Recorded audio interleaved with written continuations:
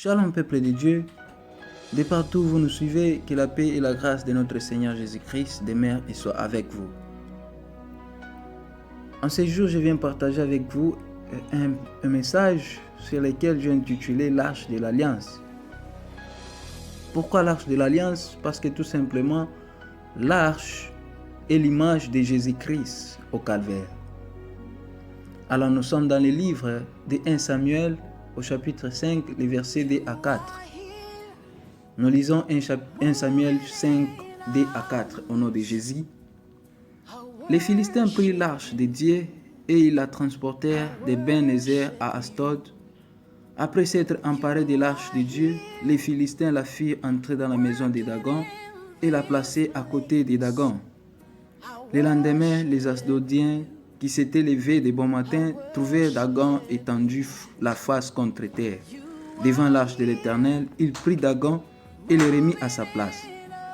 Le lendemain encore s'étant levé de bon matin, il trouvait Dagon étendu la face contre terre devant l'arche de l'Éternel. La tête de Dagon et ses deux mains étaient abattues sur les serres, et il ne lui restait que le tronc. Amen. Bien-aimés dans le Seigneur, lorsque l'arche de l'Éternel fut émenée par les Philistins, à partir de ce moment, le tabernacle de Moïse fut vide. Et lorsque l'arche est devenue en Israël, elle fut mise dans le tabernacle de David et puis dans le tabernacle de Salomon. Alors l'arche est l'image de Jésus-Christ qui fut capturé et mené au calvaire. C'est-à-dire, l'arche est l'image de Jésus et Dagon est l'image de Satan.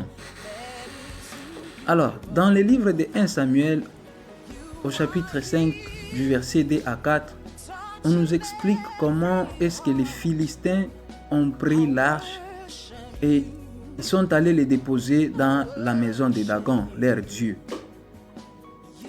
Alors, lorsque les Philistins ont pris l'arche, lorsqu'ils ont pris l'arche, ils pensaient que c'était fini pour les Israéliens. C'était fini pour le peuple d'Israël.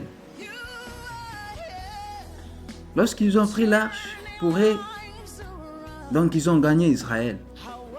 Pour eux, l'arche qui avait fait tous ces miracles, donc quand c'est devenu entre leurs mains, c'est fini pour Israël. C'était la puissance d'Israël partant de l'arche, d'après eux.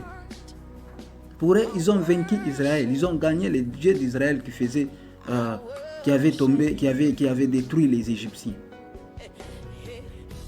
Alors, qu'est-ce qui s'était passé?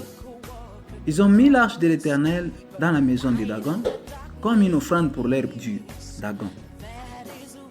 Quand l'arche fut entrée dans la maison de Dagon, demain matin,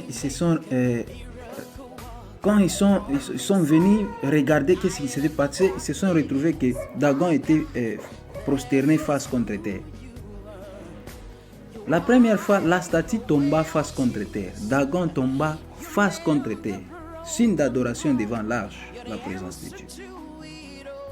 Et la deuxième fois, la statue se retrouve de nouveau face contre terre, mais cette fois-ci, la tête et les mains coupées. Alors, ceci démontre aux Philistins que leur Dieu ne pouvait rien et n'avait aucune puissance. Seul Dieu d'Israël était puissant et est puissant. Alors quand on parle des mains, on parle du travail, on voit du travail. Et cela veut tout simplement dire que, Jésus-Christ a lié les œuvres de Satan en enfer lors du calvaire. Après les mains, c'est la tête qui fut aussi brisée. C'est-à-dire, Jésus a brisé la tête de Satan. Il ne resta que le trône de Dagon.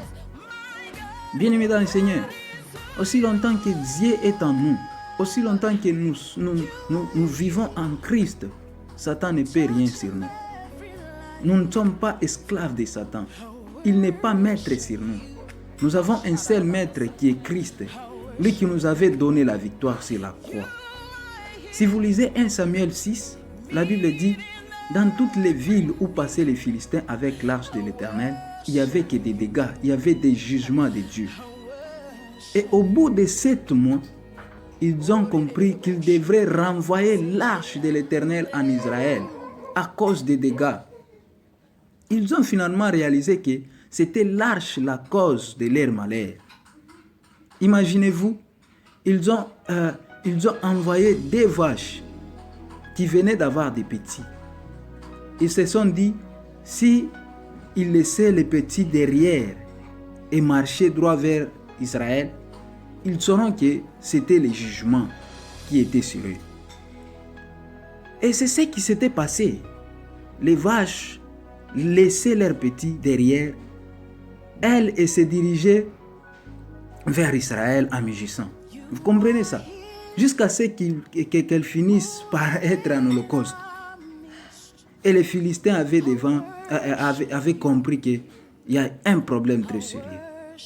Et les Philistins avaient devant leurs yeux la réponse. Et ils voyaient la puissance de Dieu se manifester déjà. Mais chose grave, ce qui m'étonne vraiment, quand bien même ils voyaient tout cela, leur Dieu se prosternait pour la première fois, pour la deuxième fois, signe des vaches. Ils ne recouraient jamais au Dieu d'Israël. Ils repartaient toujours vers leurs idoles. Alors, quand vous lisez en Exode au chapitre 19, verset 21, la Bible dit, pour s'approcher de l'Éternel, la sanctification était nécessaire. Et 1 Samuel 7, la Bible nous dit, l'arche resta 20 ans à la même place. Puis le peuple d'Israël décida de revenir à Dieu. Mais pour revenir à Dieu, il leur faudrait faire 5 choses. Bien-aimés dans le Seigneur, la première des choses, il fallait revenir à Dieu de toute leur cœur. La deuxième des choses, il fallait ôter le Dieu étranger au devant d'eux, au milieu d'eux. La troisième des choses, il fallait se diriger donc ils devraient se diriger leur cœur vers Dieu. Et la cinquième des choses, servir seul Dieu. Dieu lui-même, Dieu seul, pas autre chose. Alors, après qu'ils aillent faire ça, Samuel pria aussi pour eux et ils ont eu la victoire sur le peuple, sur les Philistins. Bien-aimés dans le Seigneur, lorsque Dieu nous semble loin, lorsque Dieu semble être loin de nous, l'ennemi semble avoir aussi les pouvoirs sur nos vies. Revenons à Dieu de toute notre cœur. C'est lui seul qui ne condamne jamais. Lui seul pardonne sans avoir de cœur. Pardonne sans avoir regardé derrière. Revenons à lui. Israël avait oublié que les dieux de victoire étaient au milieu d'eux. Et voulant servir, ils voulaient adorer les dieux étrangers, les Astartés. Tournons vers Dieu et lui servir, lui et uniquement lui seul. David semblait ignorer de ramener l'arche, mais les bonnes intentions ne suffisaient pas. Aujourd'hui, nombreuses personnes, beaucoup de personnes veulent la gloire de Dieu. Tel est leur souhait. Mais cela ramène la mort spirituelle parce qu'ils tombent dans un rituel quelconque pour obtenir la gloire de Dieu.